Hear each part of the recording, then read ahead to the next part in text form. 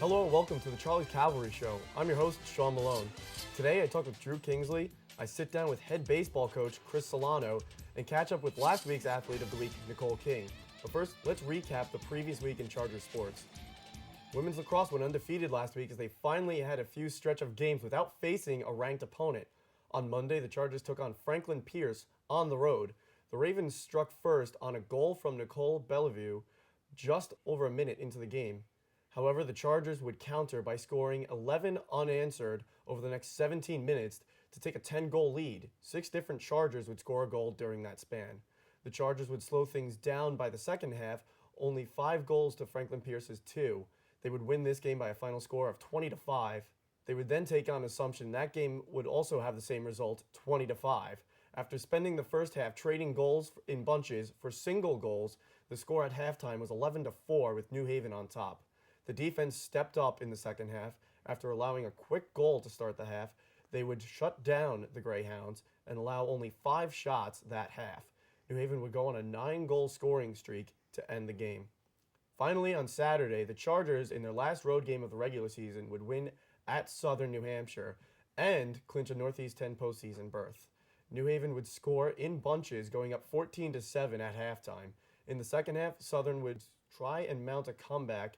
After a New Haven goal, the Penmen would score 3 straight, cutting the lead to 15-10.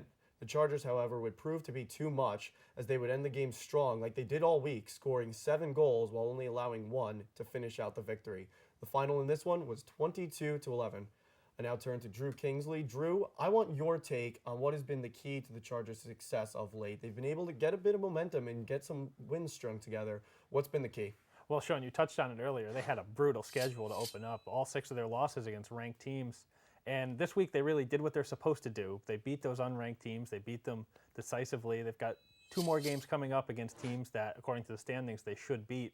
And that should be some good momentum to roll into the postseason when they meet some of these ranked opponents again. Yeah, and all those ranked opponents that they lost to were actually in the top 10. Switching now to softball, the Chargers became ranked 24th in the nation last week.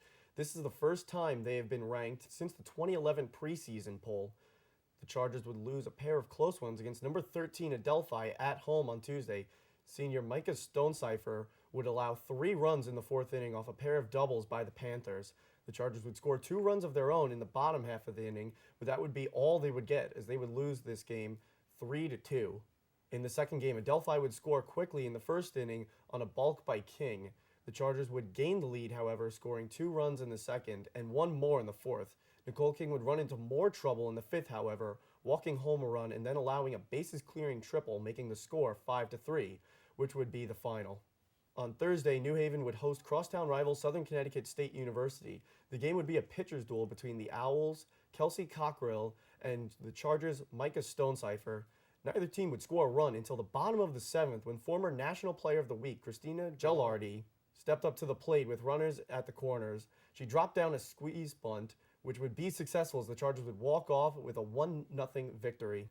In Game 2, the Chargers would fall behind 1-0 after a double scored by Bush for the Owls in the first inning. New Haven would tie things up at 1 apiece in the second, however. Nicole King's struggles that day would continue as the Owls scored 3 more runs in the 4th and 5th inning.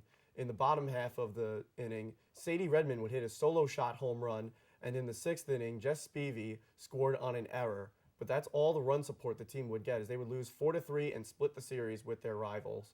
Saturday, the Chargers would begin a 3-game series against St. Rose. Game 1 had a complete game shutout thrown by Micah Stonecipher. The Chargers would score 1 run in the 4th off a Spivey home run and add 2 more in the bottom of the 5th. New Haven would go on to win 3-0. In the nightcap of the doubleheader, this game would showcase another great pitching performance by Nicole King. This time, King threw her second no-hitter of the season, striking out 7 in the process. New Haven would score a run in the 3rd inning off a Gelardi sacrifice, and then 2 more in the 4th off a Francisco home run. 3 more runs were added in the 6th. The Chargers would win this game 6-0. The following Sunday, on Senior Day, the Chargers would look to complete the sweep of the Golden Knights, and they would off a huge 6-run second inning. The run began with a solo shot home run by Brooke Fisher. The Chargers would score all of their runs courtesy of an error and by playing small ball. Kerry Trisinelli and Micah Stonecipher combined to allow 1 run over 7 innings. Now, Drew, with the playoffs coming up, what, in your opinion, is the key to the Chargers if they want to go on a nice postseason run this year? Well, I think the hitting has been consistent year round. You look, especially at the top of the lineup, Christina Gilardi, Lindsay Couturier, Lucy Francisco have all been outstanding. What's really come around has been the pitching.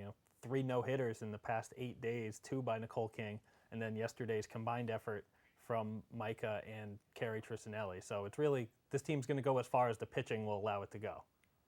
Moving on to baseball now. Last week, baseball was looking to string together a few games after losing the season series to Lemoyne on the weekend. Tuesday would be game 2 of 3 on the season against Southern Connecticut State University. The Chargers would trade punches with the Owls early on and take a 3-2 lead. After scoring on an error, Kyle Cullen would smack his first of 2 home runs in the game in the 5th inning. He would hit his second with 2 runs on in the 7th and then push together another run home after drawing a walk in the 8th inning, making the game 10-2 before Nunziano scored on a sac fly. In the bottom of the 8th, the Owls would score 2 runs off a single by Hedinger. That's all that Southern would get, as the Chargers would win and take the series by a score of 11-4. After a couple days off, they would travel to Albany, New York to take on St. Rose. The Chargers would win the first game by a score of 18-14. And no, folks, this is still baseball, not football. New Haven would score 11 runs in the first 2 innings, and even that would not prove to be enough for a win. After adding 2 more in the 4th and 1 more each in the 5th and the 6th, the Golden Knights would add 2 runs in the bottom half of the 6th, 3 more in the 7th. After New Haven scored in the top of the 8th, St. Rose would add 7 more runs to bring this game back to a 2-run game, making the score 16-14. That's all the Golden Knights would get, however, as New Haven would hang on for the win.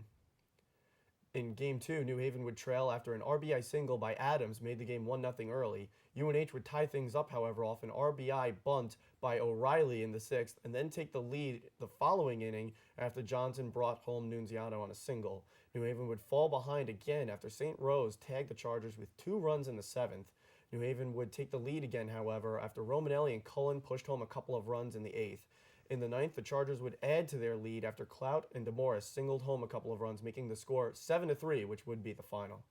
On Sunday, the Chargers would take a 1-0 lead in the 1st after DeMorris brought home O'Reilly on a single. However, that's all the scoring New Haven would get that afternoon, as the bats went cold for the remainder of the game. St. Rose would tie things up in the 3rd, and in the 5th, off a sac fly from Adams, they would take the lead and not look back as they went on to win 2-1 and prevent the sweep. Drew, what is your opinion on the Chargers changing the lineup? Do you foresee more changes in the future? I think the lineup they had this weekend did pretty well. They scored 27 runs over the course of 3 games. Brendan Buckley moving over to first base takes a little pressure off of him as he's dealing with an injury. And Joe Romanelli slid right in at 3rd, and he's doing a great job, as well as TJ Riccio now behind the plate. So all 3 of those changes have worked out so far. So you would think, at least as far as the offense is producing like this, that this lineup will be here to stay. We're going to take a quick break. When we return, I step out of the studio and interview last week's Athlete of the Week, Nicole King, here on the Charlie's Cavalry Show.